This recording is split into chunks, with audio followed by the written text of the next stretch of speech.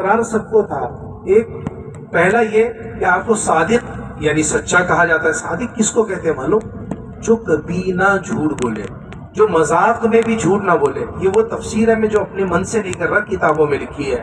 جو مذاق سے بھی جھوٹ نہ بولے, تو اللہ کے نبی صلی اللہ علیہ وسلم کو صادق کہا جاتا ہے. دوسرے امین کہا جاتا. امین کس کو کہتے ہیں؟ امین کہتے ہیں ایسا امانت دار جو رتی برابر بھی اس میں خیانت نہ کر سکے, اس کو کہتے ہیں امین. اللہ کے نبی پاک صلی اللہ علیہ وسلم کے پاس قیمتی امانتیں رکھی ہوئی ہوتی تھی کفار مکہ کے. اللہ کے نبی صلی اللہ علیہ وسلم نے حضرت علی رضی اللہ تعالیٰ سے فرمایا, اے علی تم آج رات اسی بستر پر قیام کرنا جس پر میں آرام کرتا ہوں, اور وہی شال خضرمی شال اللہ کے نبی صلی اللہ علیہ وسلم کتابوں میں لکھا ہے خضرمی شال اللہ کے نبی صلی اللہ علیہ وسلم اوڑھتے تھے. فرمایا اسی کو اوڑھنا. اب آقا صلی اللہ علیہ وسلم کا حکم ہو اور حضرت علی انکار کرے, یہ تو ہو نہیں سکتا.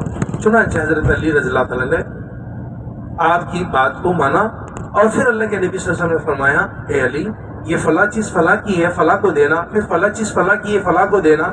اس طریقے سے آپ نے تمام چیزیں ان کو بتلا دی اور کہا کہ امانتیں دینے کے بعد پھر ہماری ملاقات فلاں جگہ پہ ہوگی.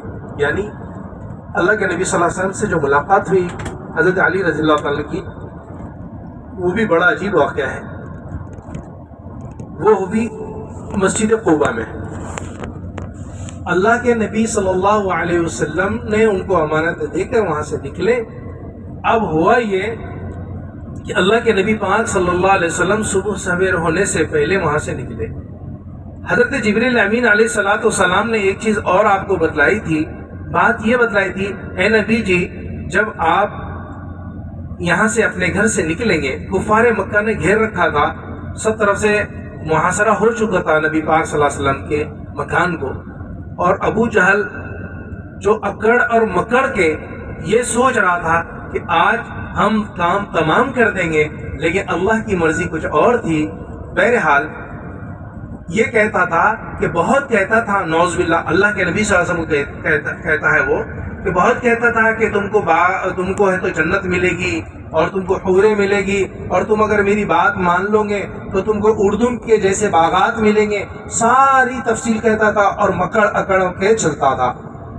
بہرحال اللہ کے نبی صلی اللہ علیہ وسلم جب وہاں سے نکلے تو اللہ کے نبی پاک صلی اللہ علیہ وسلم سے کہا گیا تھا کہ آپ اپنے ہاتھوں میں مٹی اٹھا لینا. اللہ کے نبی صلی اللہ علیہ وسلم نے مٹی اٹھائی, اور حضرت جبریل علیہ السلام نے جو فرمایا تھا وَجَعَلْنَا مِن بَيْنِ أَيْدِيهِمْ سَدًّا وَمِنْ خَلْفِهِمْ سَدًّا فَأَغْشَيْنَاهُمْ فَهُمْ لَا يُبْصِرُونَ. یہ سورہ یاسین کی یہ آیت اللہ کے نبی صلی اللہ علیہ وسلم نے پڑھی, اور اس کی مٹھی میں جو مٹی تھی سب طرف پھینک دی. اس مٹھی کا اثر یہ ہوا کہ سب کی آنکھوں میں جا کے وہ جم گئی, اور اللہ نے ان کی آنکھوں کو گویا کہ بند کر دیا. بند کا مطلب یہ کہ اللہ کے نبی صلی اللہ علیہ وسلم ان کی آنکھوں کے سامنے سے گزر رہے تھے اور وہ اس کو دیکھ نہیں سک رہے تھے. یہی نظارے کو ایک شخص دور سے دیکھ رہا تھا, اور جب وہ قریب آیا تو کہنے لگا تم لوگ کیوں کھڑے ہیں؟ کہا کہ تم جاؤ اپنا کام کرو, ہم اجنبی سے بات نہیں کرنا چاہتے. اس نے کہا کہ بھائی بتا بھی دو کیوں کھڑے ہیں. کہا کہ نعوذ باللہ محمد صلی اللہ علیہ وسلم کو ہم آج قتل کرنے والے ہیں. تو کہا کہ تم ان کا انتظار کر رہے ہو؟ کہا کہ ہاں. ابھی تو بولے تمہارے سامنے سے گزرے ہیں. کہا کہ نہیں وہ تو اندر نہیں, وہ گزرے نہیں. کہا کہ ابھی میرے سامنے سے گزرے ہیں. کہا کہ بھائی تم جاؤ اپنا کام کرو. کچھ دیر ہوئی تو انہوں نے پھر اندر جھانک کر دیکھا تو حضرت علی رضی اللہ عنہ آرام فرما رہے تھے. یہ اللہ کی تدبیر تھی, اور وہ یہ سمجھ رہے تھے کہ نبی پاک صلی اللہ علیہ وسلم آرام فرما رہے ہیں, اور وہ یہ سمجھے اور مطمئن ہو گئے کہ اللہ کے نبی صلی اللہ علیہ وسلم اندر تشریف فرما ہے. بہت دیر گزر گئی. ان کو معاملات اللہ کے نبی صلی اللہ علیہ وسلم کے معلوم تھے کہ اتنی دیر تک نبی صلی اللہ علیہ وسلم نہیں رہ سکتے, بیت اللہ میں جانے کا ان کا وقت ہو گیا. چنانچہ جب اندر گئے تو دیکھا کہ حضرت علی رضی اللہ عنہ آرام فرما رہے ہیں. غصے سے آگ بگولا ہوا ابو جہل اور اس کمبخت نے حضرت علی رضی اللہ عنہ کو زوردار تماشا مارا, اور حضرت علی رضی اللہ تعالیٰ کی کالر پکڑ کر یعنی گردن پکڑ کے بیت اللہ شریف میں لا کر چھوڑا, اور کہا کہ بتا تمہارا یعنی ساتھی کا ہے, نعوذ باللہ نبی پاک صلی اللہ علیہ وسلم کا ہے. انہوں نے کہا کہ مجھے اس کا علم نہیں ہے. پھر وہاں سے آگ بگلا ہو کے وہ وہاں سے نکلا, اس کو یقین تھا کہ یہ حضرت ابوبکر صدیق رضی اللہ تعالیٰ عنہ کے پاس ہوگی یا ان کو معلوم ہوگا. چنانچہ حضرت ابوبکر صدیق رضی اللہ تعالیٰ عنہ کے گھر کو دستک دی گئی. دستک دینے کے بعد حضرت اسماء رضی اللہ تعالیٰ عنہ باہر آئی. پوچھا کہ کیا ہے؟ کہا کہ تمہارے ابو جان اور تمہارے ابو کا ساتھی کہاں ہے؟ وہ کہے کہ اللہ اور اس کے رسول ہی جانتا ہے. یہ بات سننا تھا کہ ابو جہل نے حضرت اسماء رضی اللہ تعالیٰ عنہ کو اتنی زور سے کان پہ مارا کہ آپ کی کان کی بالی گر گئی. بہرحال یہ ابو جہل ناراض اور غصے سے اب وہ ڈھونڈنے اور تلاش کرنے کے لیے سب طرف نکل گئے. پھر انہوں نے دارالندوہ میں سب کو دوبارہ جمع کیا. جمع کرنے کے بعد اب فیصلہ اور بدل گیا. کہنے لگے کہ اب جو رسول اللہ کو اور ان کے ساتھی حضرت ابوبکر کو لائے گا، ہم ایک کے بدلے میں 100 سرخ اونٹ یہاں کا سب سے قیمتی اونٹ اور سب سے قیمتی چیز مانی جاتی تھی، اس لیے وہ انعام میں رکھی گئی. چنانچہ اس کی لالچ میں کئی لوگ نکلے. نبی پاک صلی اللہ علیہ وسلم جب حضرت ابوبکر صدیق رضی اللہ تعالیٰ عنہ کے گھر میں داخل ہوئے تو حکمت یہ تھی کہ آپ دروازے سے داخل ہوئے، لیکن گھر کے پچھلے حصے سے آپ دونوں وہاں سے تشریف لے کر گئے.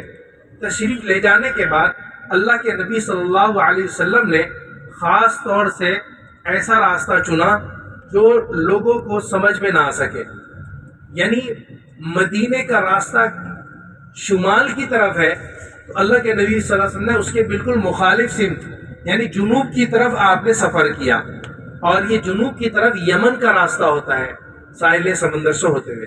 بہرحال اللہ کے نبی پاک صلی اللہ علیہ وسلم غار ثور میں تشریف لائے، اور تشریف لانے کا واقعہ بھی بڑا عجیب ہے.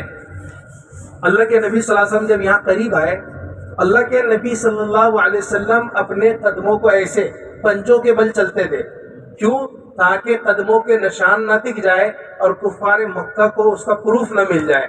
اللہ کے نبی صلی اللہ علیہ وسلم قدموں کے مقابل چلتے تھے. قربان جائے رسول اللہ صلی اللہ علیہ وسلم کی حکمتوں پر اور حضرت ابوبکر صدیق رضی اللہ تعالیٰ عنہ کی قربانیوں پر.